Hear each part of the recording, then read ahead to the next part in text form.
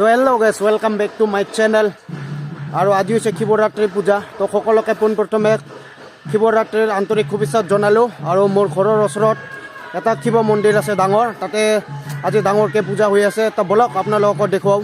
আৰু এয়াই শিৱ মন্দিৰৰ মেইন গেট, আৰু মন্দিৰখন স্থাপিত কৰা হৈছিল 2009 চনতে।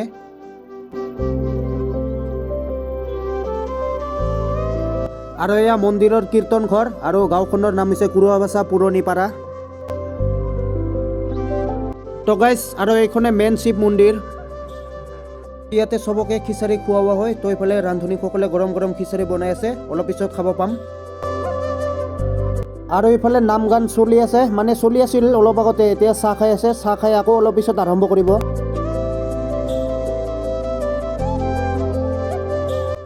তো গাইজ, আৰু এতিয়া চবে গৰম গৰম খিচাৰি উপভোগ কৰি আছে। মই অলপ পিছত খাব লাগিব।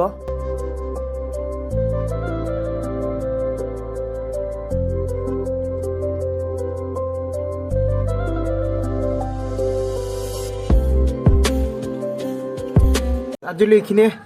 তো ভিডিঅ'টো ইমান এটা খাচ নহ'ব পাৰে, কাৰণ ঘৰৰ ওচৰতে চবকেইটা চিনাকিয়ে। তো তাতে কথা কৈ কৈ ভিডিঅ' বনাব অলপ লাজ লাগে, মানে লাজ বুলি কথা নহয় আৰু, মানুহে জোকাই কিছুমানে।